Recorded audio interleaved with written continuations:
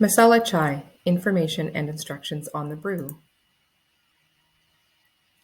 Welcome to this lunch and learn on masala chai. My name is Joanna Gill and I'm coming to you from London where we are in our final posting year. We'll be returning home this summer. This video is intended to be not only an instructional video, so that video will be shared with you in a little bit, but I'm also going to give you some background information on this popular beverage.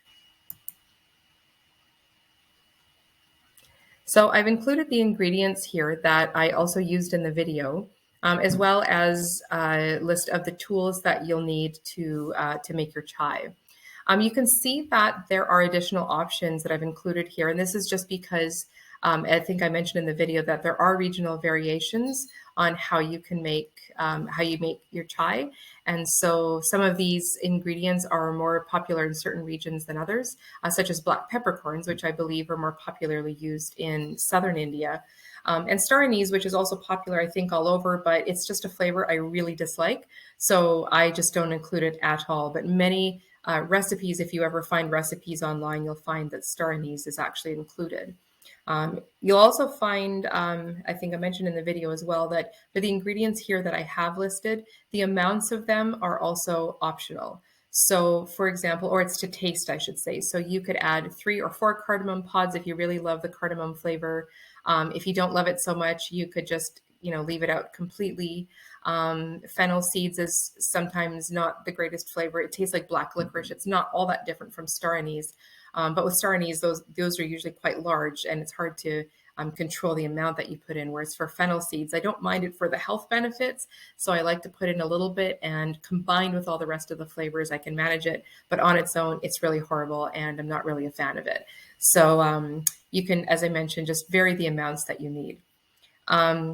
And again, because of the regional differences, just to encourage you, if you find that the first time you make the chai, it doesn't really turn out the way you expected, don't feel like, you didn't figure it out or something's wrong with it.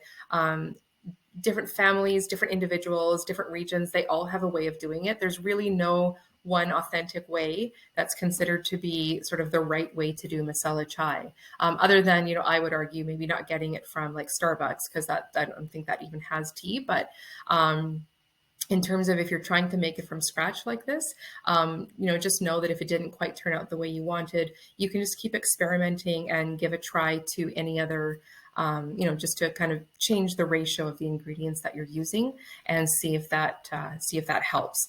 So you might have to try a few times, but eventually you'll get a blend that you really enjoy.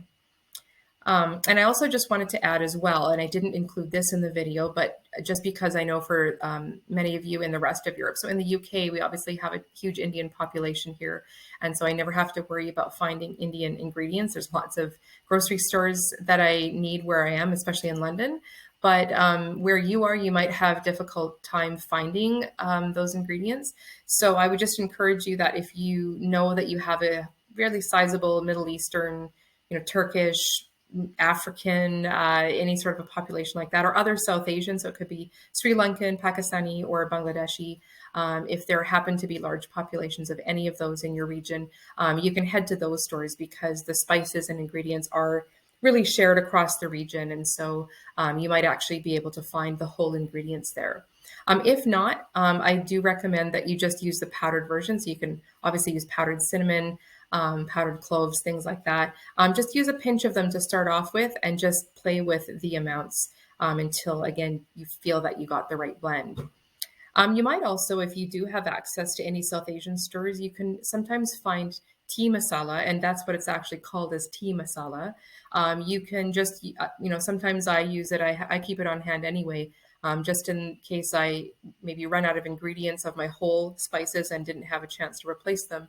Or if I'm just kind of feeling lazy and groggy some morning, because I do actually make this every day for myself in the morning with my breakfast. So sometimes if I'm just feeling lazy and tired, I just add the powder instead, and don't have to worry about grinding up everything for myself. You could, if you are going to use a spice grinder or a coffee grinder that becomes your spice grinder, some people will actually just make large amounts of it in advance and keep it in a container, and then they make their own tea blend that way, or their tea masala blend. So that's something that you could do as well if you wanted to.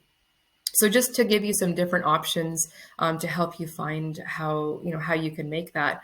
But if for some reason you can't find any of those spices anywhere, you don't even need them. To be honest, like when I was growing up, we had tea every day, twice a day, but we actually didn't have it with any spices at all. That was kind of like a I don't know, a treat sometimes, or if we went over to someone else's house and they made masala chai. But for me growing up, we just had plain chai, and that's just as authentic as not putting the spices in at all. So, that's another option as well. So for those of you that wanted to see the video mainly, or if you are watching the presentation but needed to refer back to the video for the demonstration again, I thought it might be helpful just to play that toward the beginning. Now, using this recording version of Canva, it doesn't allow me to actually click the video to play, but the virtual team will pause here and they'll be able to put up the video for you, and then you'll be able to see that, and then they can, once the video is over, it's just over 8 minutes long, and then I'll continue with the rest of the presentation. So the virtual team probably mentioned that they will share that YouTube video as well. So don't worry if you needed to go back to it, you'll have a chance to do so. But I thought that I should mention that you probably noticed as well that the chai doesn't take very long to make. So it's for a lunch and learn, it's actually pretty difficult to stretch that out into an hour. For just a tea that only takes about 15 or 20 minutes to make, even just for 1 to 2 cups. But the great thing is that even though that video was a bit of a lapsed time, you can see that it really doesn't take that long. And if you do want to make it for yourself, it's not really a lot of hard work. It's just kind of knowing what to put in and the order in which to do it, and then how to determine when it's ready. And that can be really helpful. So I thought, meanwhile, I might just give a little bit of history about chai making as well, or about the beverage.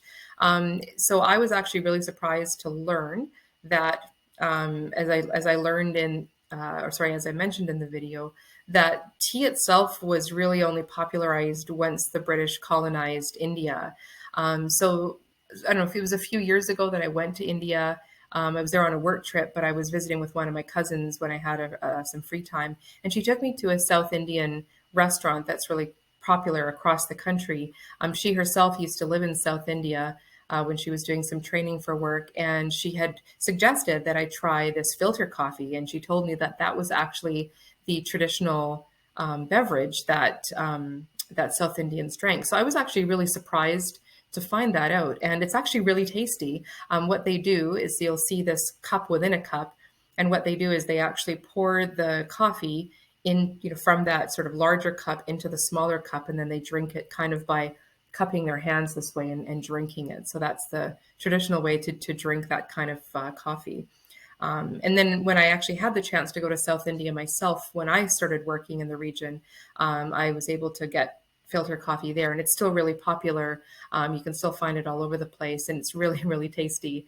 So I thought, when I'm in the region, I always like to drink the local beverages that are that people are known for, right? So I mean, not to say that you couldn't find a good quality cup of tea there, or a cup of chai, but just knowing that they're known for making coffee and it's actually really good, I thought I might as well take advantage, because in North India, where my family is from, you'd be hard pressed to find a good cup of coffee unless you go to that chain restaurant. So that was just something that I was really surprised to learn about, and that it really wasn't such a historical, kind of chai beverage that I thought it was. So for those of you that are in the UK, you might have attended my tea tasting session that I hosted last year.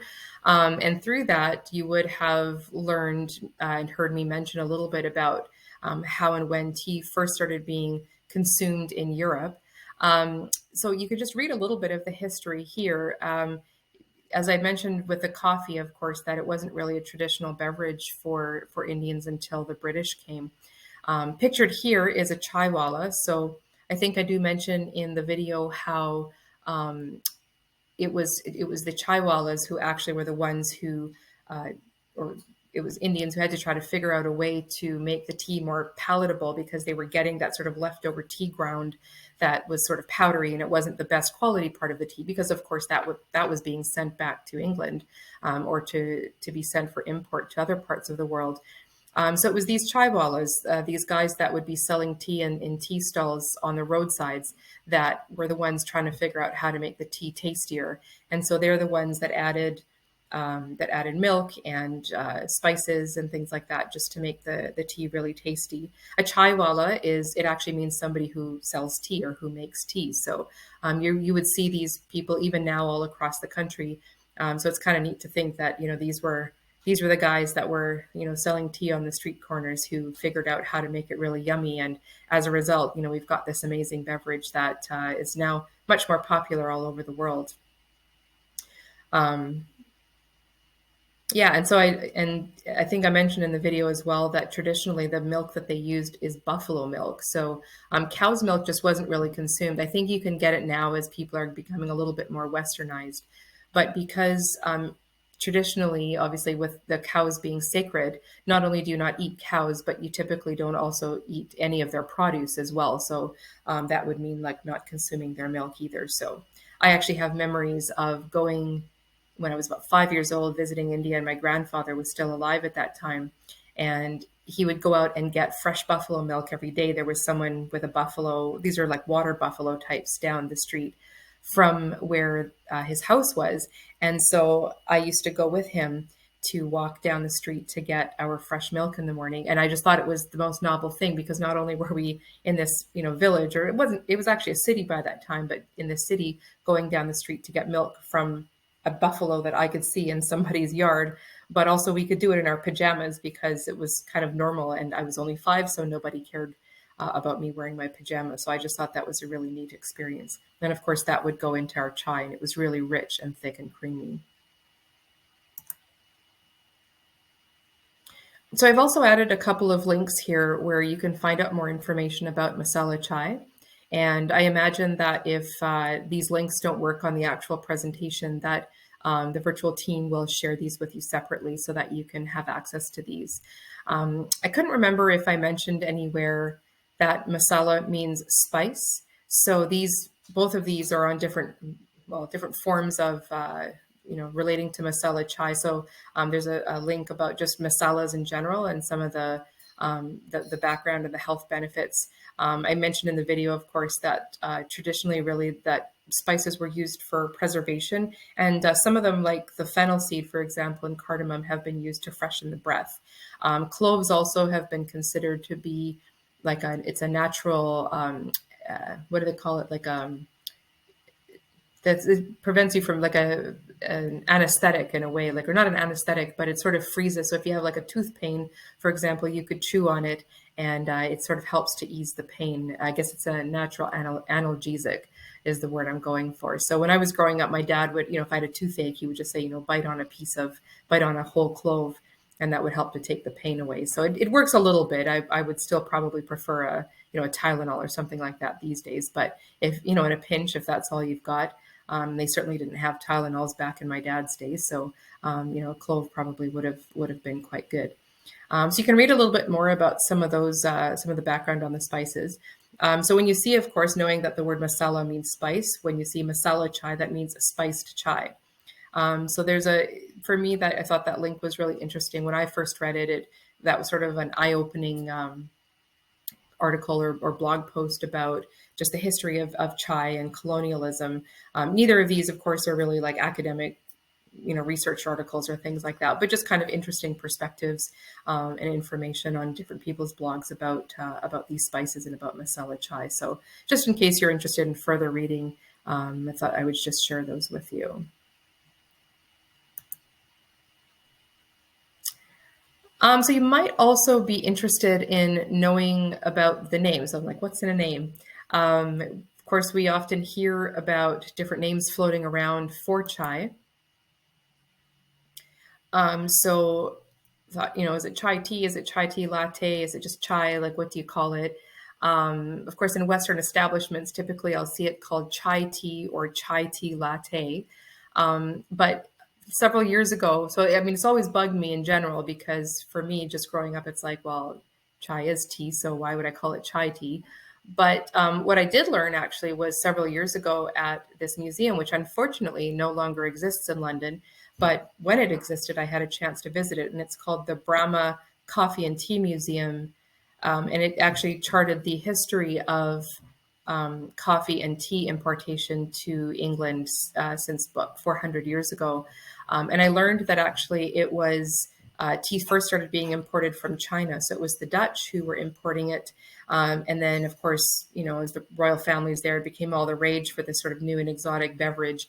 The Brits couldn't be outdone by them, and they started trying to import it as well. But of course, their connection to or their ability to import it from China, and especially given all the sort of the colonial race to, you know, take over regions or to colonize regions or to have sort of the market of particular regions, meant that, you know, the Brits decided that they wanted to try to do things a bit differently.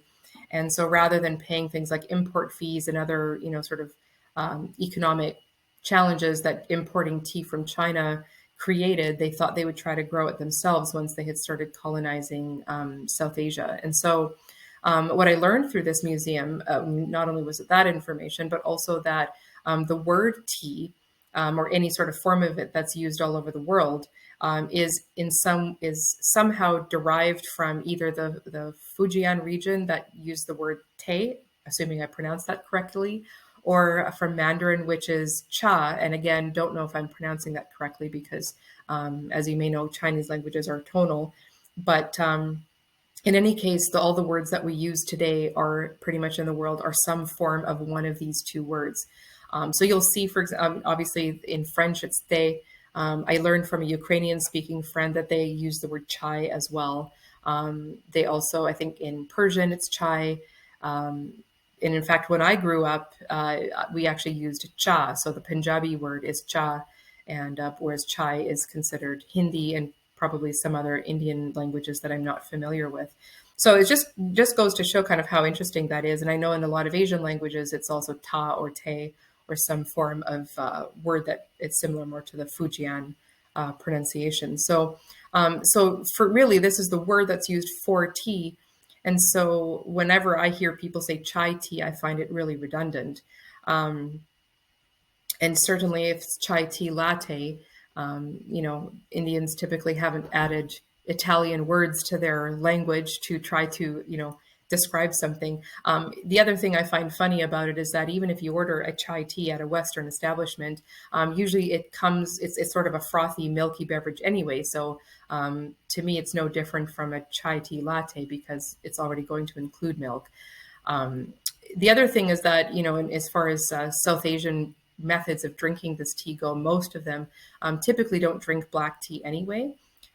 So if you ask someone if they want a cup of chai, it already implies that there will be milk in it. So latte is also redundant for me, at least for that reason. My mom, for example, so when she went to India for the first time, she's not Indian herself, but she married, you know, my dad who's Indian. So she, you know, people were sort of aware that, you know, white people tend to sometimes drink black tea or tea without milk. So they offered her the option. They asked her if she wanted tea with milk or without milk. And, you know, being the way she grew up, she used to have tea without milk. So that's how she ordered it. And when it came, she said it was the most bitter thing that she had ever drank. And it's because they had not steeped the tea, which is what she was expecting. They had simply brewed the tea black. And as you know, you would have seen in the video, you add the milk later. So they simply took some out for her before they added the milk. So she'd had this tea that had been boiled black and was extremely bitter. And not to be rude, she felt the need to have to finish it, but she said it was one of the worst things she'd ever drank in her life. So anyway, it's just kind of a little anecdote to share about black tea in that region of the world.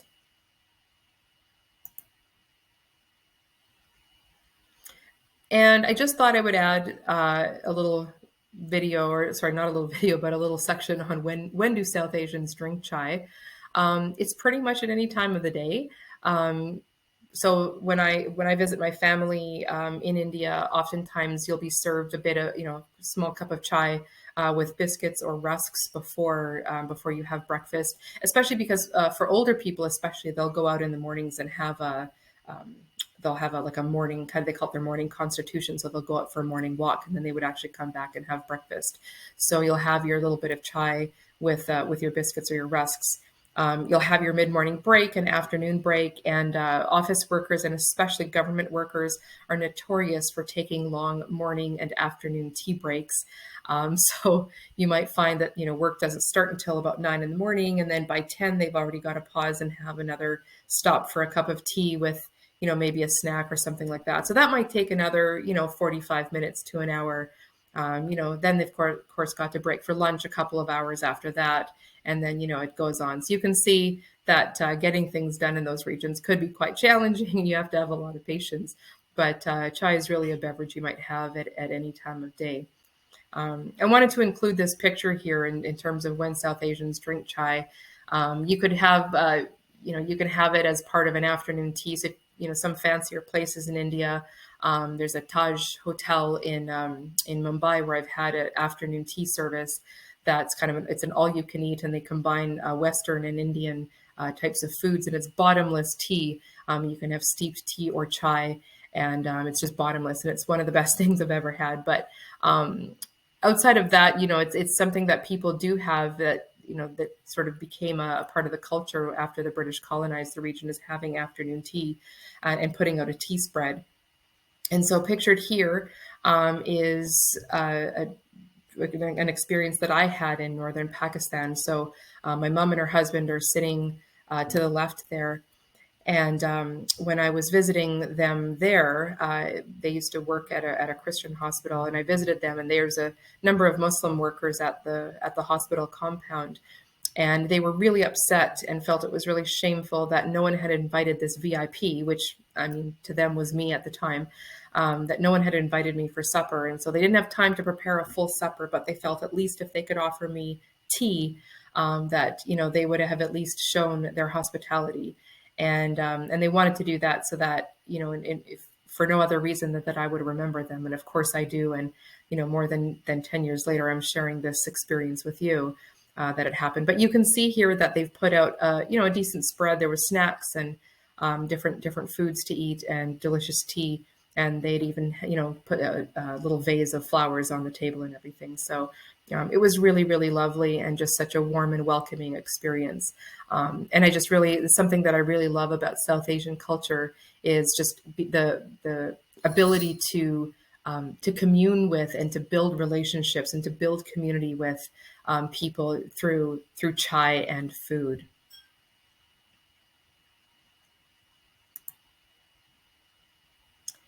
I thought it might also be helpful to just go over or to introduce you to a few other regional variations of chai. I've tried some of these. We can get some of them here in London. There's also a Pakistani restaurant back in Edmonton, where I'm from, that has a variety of these as well. I'm not really a fan of the first one, which is Kashmiri pink chai. It looks good, and I think it's slightly disappointing because even when it's salty, you're still somehow expecting it's going to taste like strawberry quick, but it isn't. It isn't sweet at all. It is salty. Traditionally, you can get it sweet, but most places that sell it serve it salty. It has pistachios in it, and it looks inviting, but I don't know. When I taste it, the saltiness just really puts me off. But if it's something that if you're in a savory and not sweet person, it probably would be a really good beverage to try if you can find it somewhere, or maybe there's recipes online where you could make it yourself. Pakistani chai, the one in the middle, normally Pakistanis will make it the same as Indians. Given they were all one country before the Brits left. But there is a version that they'll make in Pakistan, or that I've only really had through other Pakistanis, where they don't use any water at all. They'll actually just use milk, and they'll boil the tea and the spices right into the milk. And it's quite rich and creamy, and it's delicious. And I've never been able to figure out the ratio of how they, what all ingredients, how much to put together. But I really, really like it. And whenever I have it, it's really a treat because it is so rich. It reminds me more of that buffalo milk style tea that I had when I was a little kid. But it's actually really tasty. So you might end up coming across that somewhere. And if you do, I would recommend giving that a try. And then the other one is the Afghan subs chai. And so, although in Afghanistan or through Afghans, you would have a chance to have what's known as sheer chai, which is the same kind of chai that that I just demonstrated in the video and that we're really talking about today. There's also the subs chai, which is made with green tea and cardamoms. And so, I actually have a friend who married an Afghan fellow, and whenever I go to her house, this is what she serves me as traditional the Afghan subs chai made with green tea. So pretty tasty. I find that I like anything with cardamom in it. So pretty much if it has cardamom in it, I'm going to drink it, unless it's salty like the Kashmiri chai. That one, I'm just going to leave that one alone.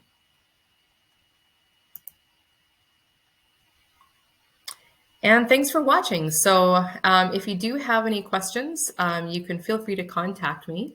I hope that you did learn something new aside from making the video itself, but certainly that was the, or sorry, making the chai itself. That was certainly the focus of today is being able to learn how to make chai for yourself.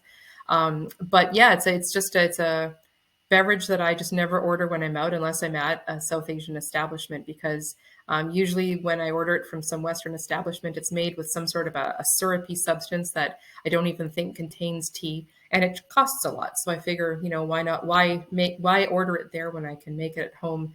It's fresh, it's natural, and it tastes a lot better, and it's certainly a lot cheaper. So hopefully you've been turned on to that, and you'll consider making it at home rather than buying it out next time around.